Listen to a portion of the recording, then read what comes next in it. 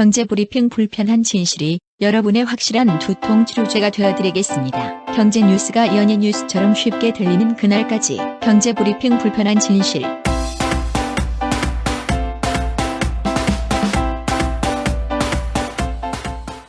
경제브리핑 불편한 진실 2월 18일 순서 시작하겠습니다. 어제 정부가 재미난 대책을 하나 내놨잖아요. 네. 수출 지원 대책 뭐 이렇게 이름이 돼 있던데 뭐 내용은 그거예요. 5대 신산업에 44조 원을 투자하겠다. 발등에 불로 떨어진 수출 부진을 타개하기 위해 각종 규제도 대폭 완화하겠다. 뭐 이런 내용을 담고 있대요. 왜 이런 대책을 내놨는지는 여러분들도 감이 잡히실 거예요. 지난달 수출이 무려 18.5%나 줄었잖아요. 그렇죠. 저희가 방송을 통해서도 한번 말씀드렸었죠. 더 큰 문제는 나아질 기미가 전혀 없는 거야. 대외 환경이 점점 나빠지고 있죠. 중국 경제 추락한다는 얘기 있죠. 미국도 요즘 좋지 않다는 얘기가 있어요. 유럽도 재정 위기 이후에 가장 큰 위기다. 이런 얘기가 나오고 있고 우리나라가 수출할 데가 없는 거야. 네.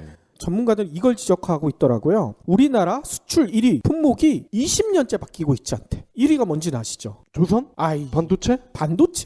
반도체가 20년째 수출 1위 자리를 놓치지 않고 있대요. 어떻게 보면 우리나라가 새로운 신성장 동력을 만들어내지 못한다는 얘기인 거예요. 그래서 정부가 이런 대책을 내놓은 거죠. 5개 신사업, 에너지, 바이오헬스, ICT, 제조, 융합 이렇게 돼 있대요. 이런 산업에 대해서는 규제를 완화해주고 자금도 융자해주고 그 다음에 감면제도도 도입하겠다. 총체적으로 지원하겠다. 이런 처방을 내놓은 거예요. 그래서 향후 3년간 44조 원이나 투자하겠다. 이렇게 밝힌 거거든요. 네. 이렇게 밝히면 도대체 어떻게 되나? 그거에 대한 수치도 제시를 했어요. 정부는 2020년까지 이번 수출 진작책 덕분에 650억 달러의 수출 증진 효과를 거둘 것이다. 이런 장밋빛 전망까지 내놨어. 이걸 어떻게 알아? 그러니까 말이야. 도대체 이런 정책이 과연 정부의 기대만큼 효과를 발휘할 것인가? 의문이 들죠? 아니 이거를 아는 사람들이 1월에 수출이 그렇게 줄어들 건 몰랐나? 그러니까 특히나 제가 지적하고 싶은 부분은 정부가 제시한 5대 신사업을 살펴보면요. 이거는 작은 업체들이 할 수 있는 종목이 하나도 없어. 그렇잖아. 에너지, 바이오헬스, ICT, 제조, 융합. 이거는 엄청난 투자가 필요한 산업이잖아요. 그렇죠. 스타트업 같은 데가 할 수 있는 산업이 아니야. 그러면 이 5대 신산업 정부가 투자해 주겠다는 그 혜택이 어디로 갈까? 대부분 대기업한테 갈 거 아니에요.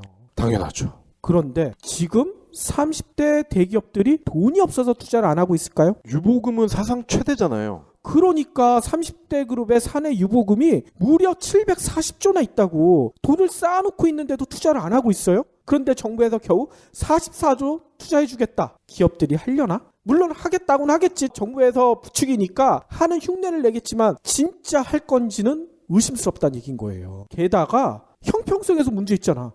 740조라는 엄청난 돈을 쌓아놓고 그 돈으로 투자를 해야지. 왜 국민의 혈세 44조를 여기다가 갖다 바치냐고. 말이 안 되는 얘기 아니에요? 그렇습니다. 5대 신산업 30대 재벌 중에서도 여기를 제대로 할 수 있는 기업이 한 5개 정도 될까 말까 할 것 같은데. 그러니까 5개 기업한테 밀어주겠다는 얘기밖에 안 된다는 생각이 들어요. 저는. 저희가 어제도 잠깐 얘기했잖아요. 정부가 엄청나게 돈을 푸는데도 돈이 안 돈다. 그 이유가 뭘까? 기업들한테만 퍼주게 하니 돈이 돌 리가 없다. 기업들은 계속 쌓아놓고 있잖아요. 제대로 돈을 쓸 때 안 쓰니까 돈이 안 도는 거죠. 투자도 제대로 투자를 해야지. 5대 신산업 말만 거창하지 이게 도대체 뭡니까? 대기업 밀어주겠다는 얘기랑 다를 바가 아니잖아요. 네, 보통 투자를 피와 비교를 많이 하잖아요. 그렇죠. 그래서 힘들 때 긴급 자금을 수혈한다. 이 수혈이라는 단어를 쓰듯이 근데 마치 이거는 그거 같아요. 아픈 사람이 있는 병원이 있는데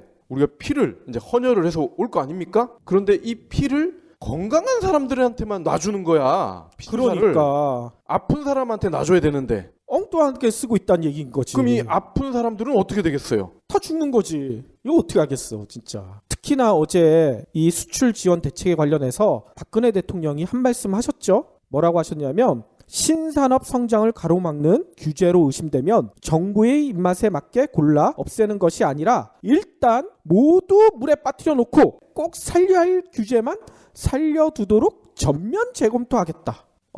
나 들으면서 되게 무서웠거든요. 네. 일단 물에 다 빠뜨려 놓겠대. 근데 뭐 좋다고 치더라도 그 다음 내용 꼭 살려야 할 규제만 살려두도록 전면 재검토하겠다고 했는데 과연 살려내는 규제가 국민들을 위한 규제일까? 대기업을 위한 규제일까? 좀 의심되지 않아요? 이 정책을 물론 박 대통령이 구상을 하진 않았겠지만 샤브샤브를 좋아하는 것 같아. 일단 물에다 빠뜨리니까. 그렇죠.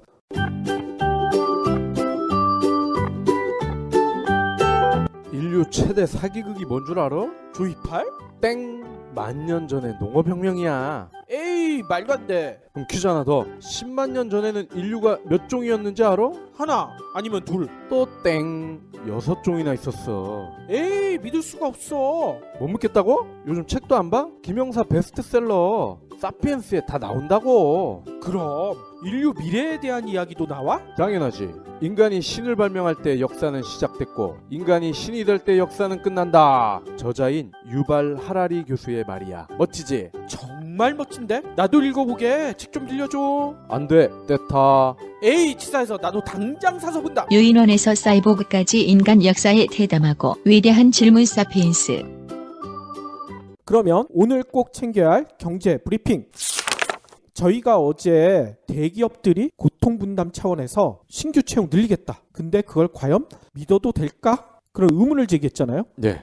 고맙게도 온라인 취업 포털 사람이니 저희 방송을 듣고 조사를 했나? 조사를 했나 봐요. 기업 인사 담당자 대상으로 올해 인력 구조 조정 계획이 있는지 물어봤어요. 그랬더니 23.8%가 구조 조정 계획이 있다고 대답을 했대요. 그러니까 기업 4곳 중 한 곳이 올해 사람 자르겠다는 얘기인 거야. 특히나 올해 구조조정 계획이 있다는 업체들 중에 40%가 넘는 숫자가 지난해도 인력 구조 조정을 했었대요. 작년에도 잘랐는데 그래도 안 되니까 올해 더 자르겠다는 얘기인 거지. 진짜 끔찍하지 않아요? 그러면 현대차도 10,000명을 뽑고 많이 뽑겠다라고 했는데 이거 어떻게 되는 거예요? 앞뒤가 안 맞는데요? 그러니까 저희가 예전 방송에서 한번 얘기했잖아요. 앞에선 뽑는다고 해놓고는 뒤에선 내보낸다. 이 말이 그 말 아니에요. 일단 사람인 조사 결과 더 다시 보면요. 인력 구조 조정을 어떤 방식으로 할 것인가. 자발적으로 퇴직을 유도하겠다는 기업이 43%로 가장 많긴 해요. 그런데 뭐 이래도 안 나가는 사람들이 있을 거 아니야. 그러니까 권고사직을 쓰겠다는 게 33%, 희망퇴직 또 명예퇴직을 쓰겠다는 회사가 12%, 아예 정리해고를 하겠다. 이것도 4%나 된대요. 그리고 인원 구조조정을 하면 어느 정도를 계획하고 있느냐 이거에 대해서 물어봤더니만 전체 직원의 대략 9% 정도. 9%니까 10명 중 1명을 잘라버리겠다는 거 아니야. 이거 어떡해? 그런데 아까 박 PD가 의문을 제기했잖아요. 올해 사람 뽑는 건 어떻게 되는 것이냐. 인력 구조 조정 속에서도 올해 신규 채용을 진행하겠다. 이렇게 대답한 기업이 63%나 됩니다. 앞에선 뽑고 뒤에서 내보내고. 다음 소식입니다. 경기 불황이 오래되고 있잖아요. 그렇죠. 그렇다 보니 10명 중 5명꼴로 5년 이내에 생명보험을 해약하고 있다는 사실이 나타났네요. 5년 이내에 해약하면 손해가 막심하지 않나요? 그렇습니다. 오늘 보험업계에 따르면요. 2014년 61회 이게 5년 차라고 하네요. 보험계약 유지율이 46%로 나타났어요. 그러니까 절반가량이 5년 안에 해지를 했다. 이런 얘기죠. 오호. 종목별 5년차 유지율은요. 연금보험이 48%, 종신보험이 45%, 변액보험이 43%, 납입보험료가 높은 비싼 보험들이 주로 해지되고 있는 거죠. 5년 이내 해약을 하면요. 이자는 물론이고 원금도 보장을 받을 수가 없는 경우가 많아요. 예를 들어서 40세 남자가 가입금액 1억, 20년 납의 종신보험이다. 월 보험료가 25만 원을 낸다고 하면은 2년 차에 계약을 해지를 하면 환급률은 고작 37%라서 600만 원을 냈더라도 220만 원밖에 못 받는다고 하네요. 아니 그러면 380만 원을 손해보는 거 아니야? 그렇습니다. 와. 그러니까 63%가 허공으로 날아가는 거죠. 아니 이렇게 보험 해지하는 비율이 높아지는 이유가 있을 것 같아요? 보험은 사실 마지막 보루 아닙니까? 그렇죠. 이 보루마저 해약을 한다는 얘기는 지금이 더 어렵다는 얘기죠. 당장 먹고 살기가 너무 힘들다. 전세, 월급, 구조조정 이런 거를 버티기가 어렵다. 그겁니다. 서민들이 또 버티기 어려운 점이 있잖아. 하늘 높은 줄 모르고 올라가는 전셋값. 예. 그런데 오늘 끔찍한 조사 결과가 나왔어요. 박근혜 정부 들어선 3년 동안 전셋값이 과연 얼만큼 올랐을까? 무려 18%가 올랐다. 아, 이게 가장 많이 오른 건 아니겠죠, 설마? 아니래요. 노무현, 이명박 정부 때보다도 훨씬 높대요. 이 자료는 부동산 인포가요. KB국민은행 부동산 통계를 분석해봤더니 이렇게 나왔다는 거예요. 박근혜 대통령이 취임한 게 2013년 2월이잖아요. 이 이후 3년이 지났는데 3년 동안 전셋값 변동률이 18.16%. 바로 전임인 이명박 대통령 임기 동안에는 15.54%. 노무현 대통령 재임 시절에는 1.66%밖에 안 돼. 1%대였어요? 그러니까 말이야. 와우. 아니 경제를 말아먹은 대통령이라고 노 대통령을 욕하던 사람들 이 얘기 들으면 뭐라고 할 건지 난 좀 궁금해요. 다음 소식입니다. 국내 최대 모바일 게임 회사죠. 넷마블이 올해 늦어도 내년 상장을 한다고 공식 선언을 했어요. 그런데 어디다 하느냐 이게 중요한 거 아닙니까? 당연히 우리나라에 하는 거 아닌가요? 꼭 그런 건 아니라고 합니다. 오호. 만약에 한국에서 한다고 하면 코스피 시장에 하고 외국에 한다 그러면 나스닥이 유력하다고 하네요. 이러한 얘기를 오늘 방준혁 넷마블 이사회 의장이 밝혔어요. 방 의장이 상장 계획을 밝힌 거는 딱 하나입니다. 우리가 작년에 1조 원 매출을 올리는 등 괄목할 만한 성장을 했는데 지금 상태로서는 더 성장하기가 어렵다. 그렇기 때문에 해외로 진출을 해야 된다 이겁니다. 그러니까 블리자드 그리고 클래시 오브 클랜 아시죠? 그거를 만든 회사가 셀이거든요. 그렇죠. 이런 데는 돈이 엄청나게 많다는 거야. 그렇죠. 그래서 인력, 자금 그리고 시간까지 빠른 타이밍으로 모든 걸 할 수가 있는데 넷마블은 그렇지 못하다는 거죠. 그래서 이들과 최소한 대등한 수준이라도 만들기 위해서는 해외 상장 유력할 것 같습니다.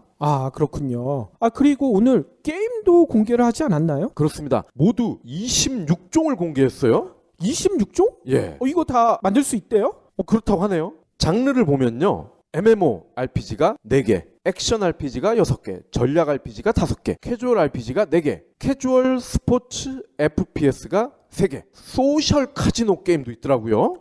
그렇군요.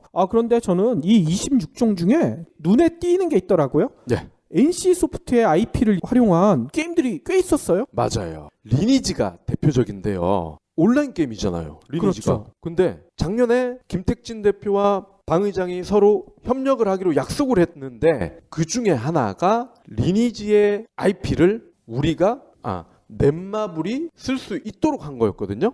그랬었죠. 예, 그거의 시작이라고 보시면 될 것 같아요. 그리고 글로벌 시장을 제대로 공략을 해야 되겠다는 게 넷마블의 생각인데 또 다른 실행이 바로 디즈니 IP를 적극 활용하는 겁니다. 그러면 디즈니 IP로 나오는 게임은 뭐죠? 모두의 마블 디즈니예요. 요즘 인기 있는 모두의 마블에 캐릭터가 디즈니 캐릭터가 나오는 거예요? 그렇습니다. 살짝 보니까요. 백설공주가 들어가 있더라고. 백설공주. 그렇습니다. 백설공주가 주사위 던지나 보죠? 그런 것 같아요. 재밌겠네. 그러니까 디즈니나 기존의 마블의 캐릭터를 이용을 하면 글로벌 시장 진입 초기에 마케팅 비용이나 인지도 측면에서 쉽게 접근을 할 수 있다는 거죠. 진짜 글로벌에서 넷마블이 제대로 성과를 낼지 기대가 되는 것 같아요. 개인 정보를 놓고 미국의 애플이랑 미국 정부랑 한판 붙었대요. 뭐냐면 미국 연방수사국 있죠? FBI가 테러범의 아이폰을 들여다볼 수 있도록 잠금 장치를 해제해달라. 이거를 법원을 통해서 요구를 했나 봐요. 근데 애플이 뭔 소리야. 우린 그거 기업 철학 때문에 해줄 수 없어. 이렇게 거부를 했다고 해요. 네. 일단 팀쿡의 애플 CEO가 17일 날 고객에게 드리는 메시지를 통해서 이렇게 얘기를 했어요. 미국 정부는 애플이 우리 고객의 보안을 위협하는 전에 없는 조치를 받아들이라고 요구해왔다. 그런데 우리는 이 명령에 반대한다. 이렇게 밝혔어요. 그 이유에 대해서는 FBI의 요구를 수용하는 행위는 고객의 개인정보를 위협하는 위험한 선례가 될 것이다. 이렇게 얘기를 했거든요. 일단 왜 이런 얘기가 나왔는지 좀 살펴봐야 될 것 같은데 FBI가 아까 테러범의 아이폰을 들여다볼 수 있게 해달라고 했잖아요. 예. 근데 이 테러가 언제 발생한 테러냐면 지난해 12월에 미국 캘리포니아에서 발생한 테러래요. 무슬림 부부가 총기 난사를 해서 10여 명이 죽었거든요. 근데 이 테러범 부부가 과연 독자적으로 했는지 아니면 공범이 있었는지 이걸 보고 싶은데 아이폰에서 연락한 사람들 찾아보고 싶은 거예요. FBI는. 근데 그걸 보려고 했더니만 볼 수가 없는 거야. 왜 볼 수가 없냐면 애플이 2014년 9월부터 문자 메시지나 사진 등 개인정보를 암호화를 했어요. 그래서 보통 잠금이 돼 있잖아요. 예. 이거를 잠금 해제를 키려고 하면 아이폰 소유자는 비밀번호를 넣으면 바로 해제가 되지만 아니면 터치로 지문을 입력하면 해제가 되지만 이걸 모르는 사람들은 엉뚱한 번호를 누를 거 아니에요. 예. 이게 10번이 반복되잖아요. 어떻게 되는 줄 아세요? 자동으로 락이 되는 거 아니에요? 맞아요. 자동으로 락이 될 뿐만 아니라 모든 자료가 삭제가 될 수가 있어요. 어떻게 돼 있냐면 잠금 해제를 위해서 암호를 누르다가 5번째 틀리잖아요. 그러면 바로 6번째를 입력할 수가 없어요. 1분 동안 기다려야 돼. 1분 동안 생각하라는 거지. 제대로 된 번호가 뭔지. 그리고 또 했는데 9번째 틀리잖아요. 1시간 동안 입력을 못해. 1시간 내에 찾아보라는 거야. 그렇게 했는데도 또 틀리잖아. 아까 얘기대로 다 삭제가 되는 거예요. 그래서 FBI는 이 테러범의 아이폰 비밀번호를 모르니까 자료가 삭제되지 않는 이런 프로그램을 좀 만들어줄 수 없느냐. 애플한테 그걸 요구를 한 거죠. 근데 애플은 그걸 못하겠다. 그렇게 버티고 있다는 얘기인 거예요. 문제는 FBI와 애플이 공방이 미국 대선에도 영향을 미칠 거라는 얘기가 나오고 있어요. 보수적인 트럼프나 공화당 쪽에서는 야 애플 국가에서 하라는데 왜 안 해? 테러범 잡겠다는데 니네 뭐야? 이런 식으로 나오고 있는 거고 진보적인 입장에서는 한 번 애플이 풀어주기 시작하면 그 다음에 요구한 거 어떻게 거부하느냐. 뚝 하나가 무너지면 계속 무너지게 된다. 이런 식으로 방어를 하고 있는 거고요. 비슷한 사례가 국내에도 있었잖아요. 그렇죠. 카카오톡 얘긴데 카카오도 처음 이 이슈가 나왔을 때는 정보 적극 협조하겠다 그랬다가 텔레그램으로 막 사람들이 이사를 하니까 앞으로는 법적인 절차를 그쪽에서 지켜오지 않으면 우리도 개인정보를 공개하지 않겠다 그랬다가 다시 뒤집었죠. 정부에서 요청하면 보여주겠다. 아무튼 저는 어느 쪽이 맞는지에 대해서 여기서 논하고 싶지는 않은데 일단 우려는 있어요. 애플이 법원의 판결을 받아들여가지고 테러범이 사용한 아이폰에 접근할 수 있도록 소프트웨어를 만들어준다. 그 소프트웨어를 과연 FBI가 제대로 보안을 유지할 것인가. 이 소프트웨어가 또다시 해킹이 되지 않을까. 이런 우려가 들거든요. 저는 이 쌍방의 다툼은 둘째치고 애플의 보안 수준이 정말 뛰어나구나. 그래서 제가 아이폰을 버릴 수가 없습니다. 안녕하세요, 해리입니다. 여러분, 꼬박꼬박 내는 반값을 생각하면 집 선택은 신중해야 합니다. 360도 리얼 뷰와 조건 검색, 그리고 매물도 많은 다방으로 찾으세요. 반값이 얼만데 볼 수 있는 건 다 봐야죠. 방 찾을 땐 다방. 그러면 오늘의 섹션 시작할 텐데요. 오늘은 자동차 얘기인데 자동차 기업 윤리? 갑자기 그걸 왜 얘기를 하시겠다는 건지 좀 궁금하네요. 예. 자, 일단 애청자분들께 한번 질문을 드릴게요. 착한 기업과 착하지 않은 기업이 있다면 여러분은 어느 회사에서 만든 물건을 사시겠습니까? 기왕이면 착한 기업 물건을 사고 싶죠. 그렇죠? 자, 그러면 착하지 않은 기업에서 착한 기업보다 더 싸면서 좋은 물건을 만든다면 그때는 어떤 선택을 하실까요?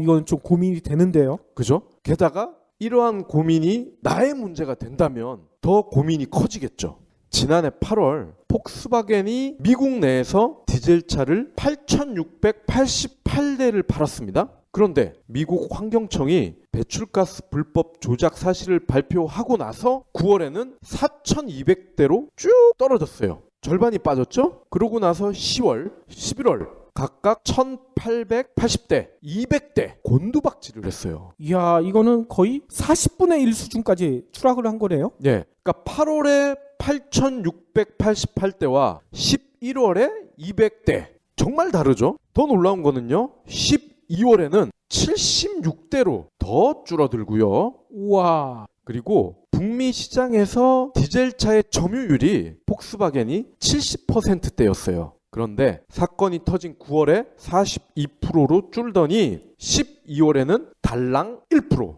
존재감이 사라져버렸네. 70에서 1%로 떨어졌다. 사실상 안 샀다는 얘기죠. 그렇죠. 이건 폐업 수준이네. 예. 다른 선진국 영국이나 일본도 상황은 비슷했다고 합니다. 아니, 폭스바겐 얘기를 잘 모르시는 분들을 위해서 잠깐 설명을 드리면 폭스바겐 게이트라고 9월에 터진 거를 말씀을 드리는 거예요. 이때 폭스바겐 디젤 엔진이 정부에 허가를 낼 때 했던 그 인증 조건과 실제와 비교를 했을 때 봤더니 실제 도로 주행에서는 기준보다 최대 30배 이상의 배출가스가 나왔다는 거예요. 그래서 소비자를 기만했다, 정부를 기만했다 해서 터진 게 폭스바겐 게이트거든요. 그러면 비슷한 시기에 한국에서는 판매량이 어땠을까? 당연히 줄지 않았을까? 한국 수입차 협회 자료를 살펴봤습니다. 지난해 10월 국내 디젤 시장에서 폭스바겐 판매가요 3,111대, 전년 동기 대비해서 9%가 감소한 거였어요. 이건 당연하겠죠. 그런데 11월에는 7,600대, 아니? 무려 60%가 급증했어요. 물론 이거는 1년 전 대비입니다. 아니, 늘어났다고요? 60%가. 그리고 그 다음 달인 12월에는 5,190대, 조금 빠졌어요. 하지만 이때도 전년 대비 18% 풀었습니다. 아니, 미국보다 우리나라가 훨씬 많이 팔리네? 그렇죠. 절대 대수만 비교하더라도? 그러니까 이거는 현상 유지도 아니고 오히려 60% 가까이 급증을 했어요. 아니, 이건 도대체 이유가 뭐예요? 가장 큰 이유는 20% 할인, 그리고 60개월 무이자 할부, 이런 파격 프로모션 덕이긴 하죠. 아니, 미국에서는 이런 프로모션 안 했나요? 전혀 안 하진 않았죠. 자, 그러면 이런 이야기가 나올 수 있죠. 한국 소비자들은 도대체 뭐냐? 돈에 눈이 멀어서 이거는 글로벌 시민의식이 결여된 거 아니냐? 마인드 세팅을 다시 해야 된다. 또 다른 쪽에서는 한국 소비자만의 잘못은 아니다. 싼 물건을, 좋은 물건을 이렇게 좋은 조건으로 파는 게 이게 왜 문제냐? 이 PD님은 어떻게 생각하세요? 아니, 아무리 싸고 좋은 물건이더라도 이게 비도덕적인 회사의 물건을 산다는 건 저는 좀 반대하고 싶어요. 네. 그래서 저는 롯데 제품 아직도 안 사고 있거든. 롯데 과자 안 먹어요, 저는. 70%의 점유율이 1%로 떨어진 미국. 이거는 미국 소비자들이 응징을 해야 된다. 그러니까 응징이라는 단어를 써도 무방할 것 같아요. 그렇죠. 그죠? 저런 나쁜 사기꾼들 하면서 우리가 응징해야지. 소비자를 속인 기업은 신뢰할 수 없다. 그리고 우리 후손들에게 나쁜 영향을 미치는 환경 문제라면은 더더욱 양보할 수 없다. 이런 거거든요. 근데 한국 소비자들의 생각은 폭스바겐이 거짓말을 한 건 안다. 하지만 차는 잘 달리고 연비 좋고 가격이 저렴하면 최고 아니야? 물론 환경 문제를 보면 찝찝하긴 하지만 당장 눈에 띄는 것도 아니고 후손들을 생각한다고는 하는데 지금 나 하나 우리 가족 챙기기도 버겁다. 그리고 비윤리적 기업이 폭스바겐 뿐인가? 현대차를 비롯한 국산 브랜드 역시 거짓말을 하고 있고 소비자를 기만하고 있다. 한 점 부끄럼 없는 기업이 어딨냐? 이겁니다. 솔직히 이것도 공감이 되긴 해요. 그렇습니다. 그래서 제가 우리나라 브랜드도 그랬나? 한번 자료를 살펴봤어요. 현대차가 지난해 LF 소나타를 출시할 때 디젤도 같이 나왔거든요. 근데 이때 일간지 광고를 이렇게 냈습니다. 16.8kg의 놀라운 연비. 놀랍죠? 16.8이면 놀랍잖아. 리터당. 그러네요. 그런데 알고 봤더니 이게 16인치짜리 타이어 기준이었던 거야. 16인치. 그건 뭔 얘기인 거예요? 그러니까 타이어가 휠에 맞게 들어가지 않겠어요? 그러니까 휠은 16인치, 17인치, 18인치 이렇게 크기가 1인치씩 올라갑니다. 근데 당연히 휠이 클수록 기름을 많이 먹겠죠. 그런데 중요한 거는 소나타를 주로 사는 고객들이 선택하는 버전이 17인치나 18인치라는 거야. 17, 18인치 연비를 봤더니 각각 16.5, 16. 그러니까 광고를 했던 16인치 모델과 비교를 해봤더니 5%가량 낮은 거야, 연비가. 그러니까 소비자가 가장 선택하지 않는 모델인데 연비는 가장 많이 나오니까 그걸 앞세워서 광고를 했다. 이 얘기거든요. 그렇습니다. 물론 현대차는 피해갈 구멍은 마련해 놨어요. 어떻게? 광고 문구 하단에 깨알 만한 크기로 16인치 기준. 근데 이걸 누가 보겠어요? 그렇지. 이거 보험 약관이랑 똑같잖아요. 보이지도 않는 데가 깨알만큼 적어놓고. 제일 잘 보이는 가운데 위쪽에 16.8 이렇게 놀라운 연비 이거를 보지 사람들이 16인치 기준 맨 아래에 있는 깨알 같은 크기의 글씨는 거의 안 본다는 얘기예요. 자, 그리고 또 한 가지 지난달 국토부가 현대차, 한국 GM, 쌍용 이들 회사에 과징금을 부과했어요. 이유는 연비를 과장했다. 산타페, 코란도 스포츠, 쉐보레 크루즈가 실제 연비 조사를 해봤더니 연비 허용 오차 범위라는 게 있거든요. 우리가 통계를 할 때도 신뢰도 해가지고 플러스 마이너스 몇 프로 이런 거 하잖아. 그렇죠. 이것도 사람이 하는 일이기 때문에 허용 오차 범위가 있습니다. 근데 그게 5%예요. 마이너스 5%. 근데 이거를 넘어선 거야. 이들 모델들이. 오호. 그러니까 쉽게 말해서 우리가 알고 있는 내 차의 연비가 거짓말이라는 거죠. 어떤 차가 산타페, 코란도 스포츠, 쉐보레 크루즈가 그럼 폭스바겐과 했던 거짓말과 뭐가 다르냐 이거지.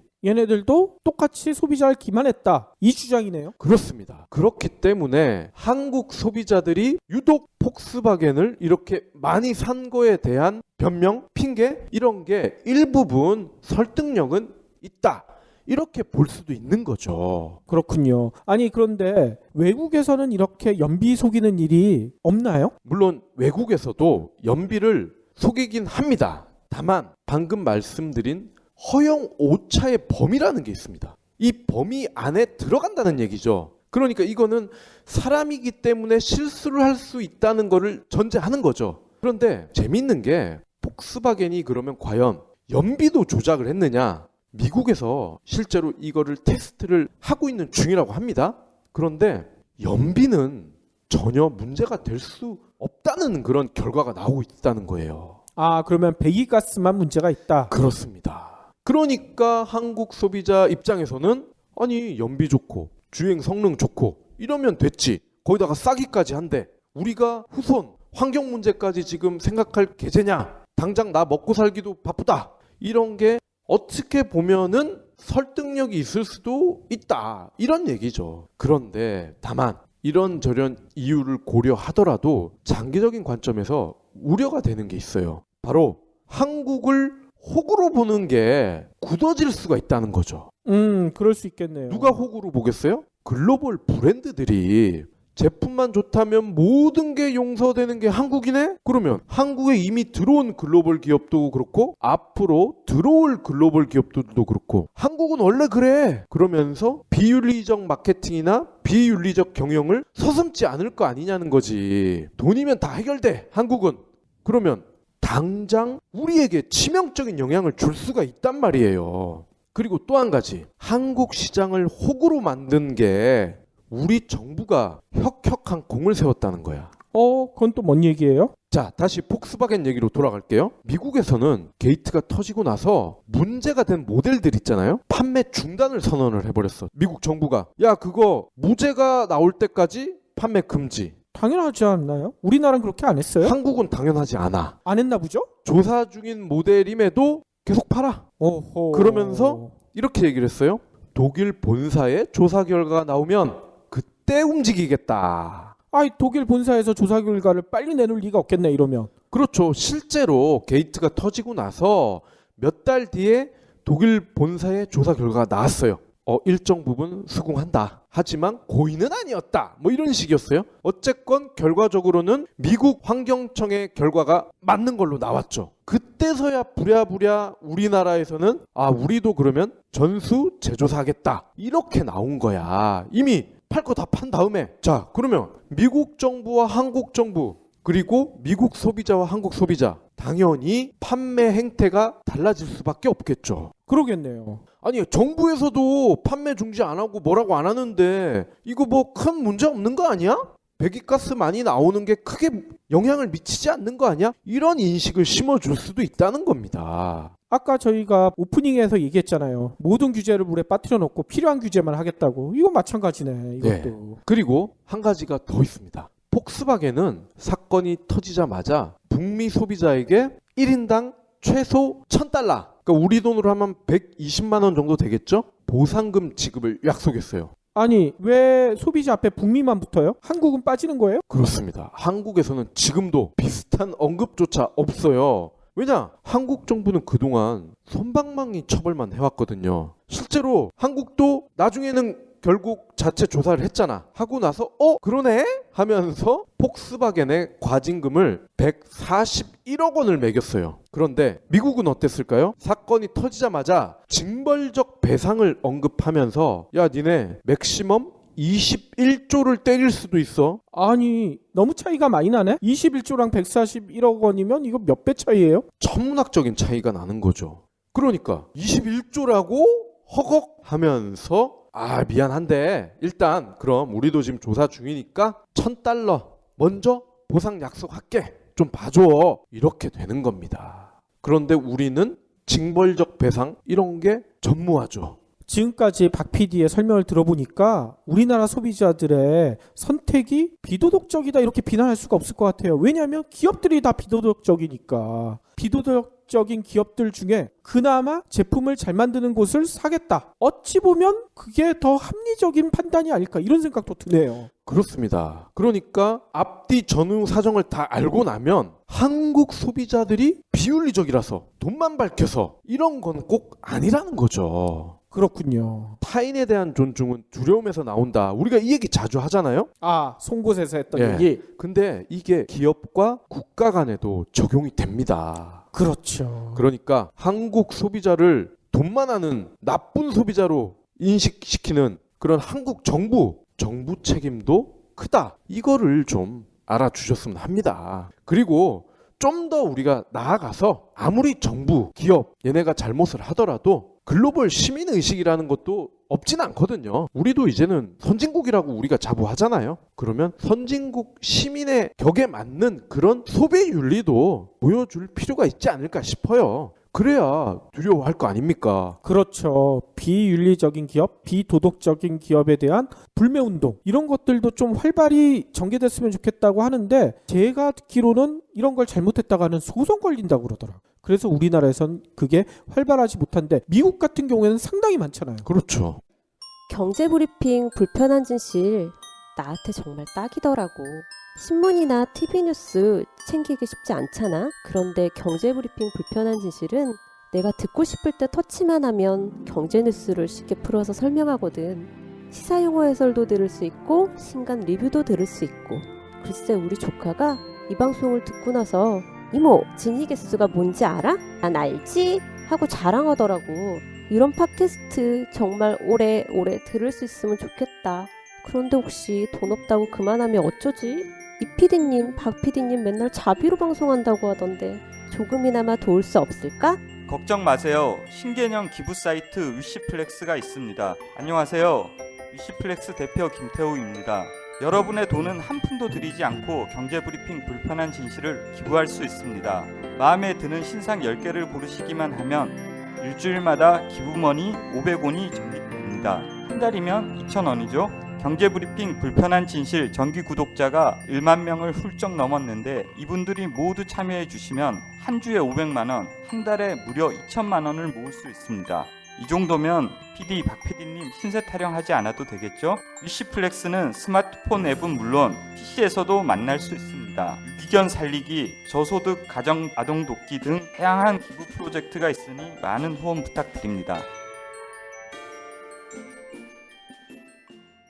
곧 봄이 다가오잖아요. 그래서 자이든 타이든 새로운 도전을 꿈꾸는 사람들이 좀 많이 늘어나시는 것 같아요. 특히나 요즘 경기가 워낙 어려우니까 그냥 월급 계속 받고 다니느니 지금이라도 뭘 하나 시작해보자 뭐 이렇게 생각하시는 분들도 많고요. 그런데 다들 말로나 생각으로는 그렇게 하지만 선뜻 진짜 도전하는 사람은 찾아보기가 좀 힘들어요. 그렇죠. 또 대부분 너 예전에 이 도전한다고 했는데 왜 아직까지 안 하고 있어 하면 아직은 때가 아닌가 봐 뭐 이런 식으로 핑계 대시는 분들도 많고 예. 고민만 하고 있죠. 그런데 이런 고민을 하시는 분들한테 도움이 될 만한 컨텐츠가 있어서 지금부터 소개해드릴게요. 이것도 제가 페이스북을 통해서 공유받은 내용인데 제목은 이렇게 돼 있습니다. 새로운 도전에 나설 때라는 것을 알려주는 10가지 신호. 10가지 신호가 있대. 시그널. 네, 시그널이 있는 거죠. 이 시그널을 보고 진짜 도전해야 될지 아니면 아직 때가 아닌지 한번 여러분들도 좀 판단을 해보시길 바라겠어요. 일단 첫 번째 시그널은요. 일이 너무 순조롭게 진행된다.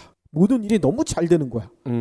이게 새로운 도전을 해라. 이런 신호일 수가 있대. 이해가 되시죠? 두 번째는 줄곧 긍정적인 피드백을 받는다. 내가 뭘 하더라도 위에서 다 칭찬하는 거야. 그거 잘했네. 너무너무 훌륭해. 이것도 어찌 보면 이제 내가 이 회사를 떠날 때가 됐다. 새로운 일을 해야 된다. 이걸 보여주는 신호라는 거예요. 세 번째, 비슷해요. 고심하지 않아도 성공한다. 그냥 귀찮은데 뭐 대충 이렇게 해보지 했는데도 이게 너무 잘 되는 거야. 이것도 새로운 일에 나서야 된다는 신호일 수가 있대요. 네 번째, 이미 답을 알고 있기에 회의 준비를 하지 않는다. 원래 회의에 들어가려면 준비하는 시간이 훨씬 더 길잖아요. 네. 회의 1시간이면 상황에 따라 틀리겠지만 두세 배의 시간, 준비 시간이 필요하죠. 근데 그렇게 준비 안 하고 들어갔는데도 회의에서 맨날 하는 얘기가 똑같으니까 아무 문제가 없다는 거예요. 이것도 새로운 도전에 나서라는 신호일 수 있대요. 다섯 번째, 매일 새로운 것을 배우는 일을 멈추었다. 그냥 기존에 해왔던 것만 계속해도 전혀 문제가 없는 상황이 벌어진다. 좀 위험하지 않아요? 그러니까 새로운 도전에 나서야 된다는 얘기인 거고요. 여섯 번째가 재밌어요. 바쁜데 지루하다. 이건 좀 공감 가시지 않아요? 바쁜데 지루하다.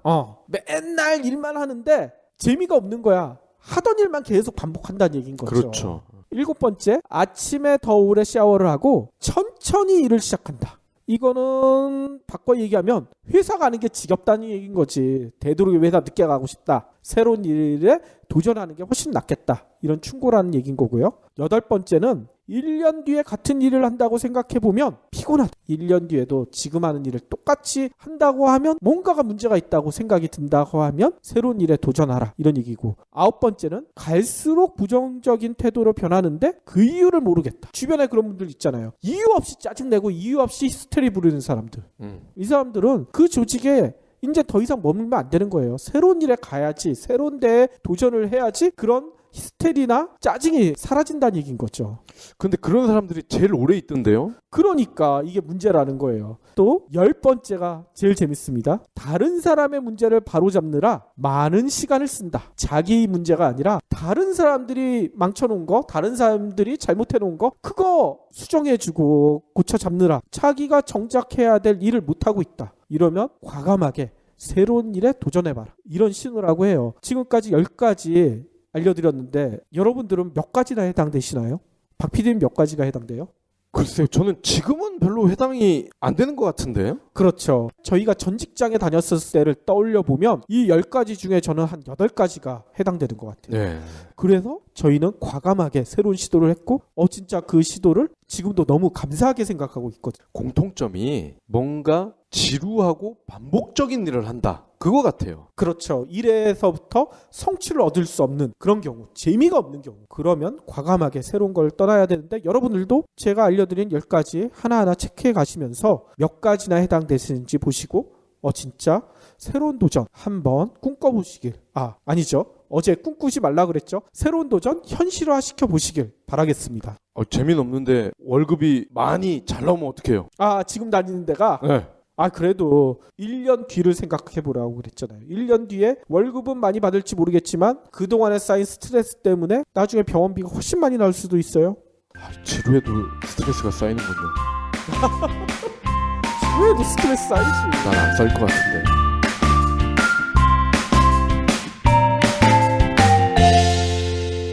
본 팟캐스트의 저작권은 뉴스백에 있습니다.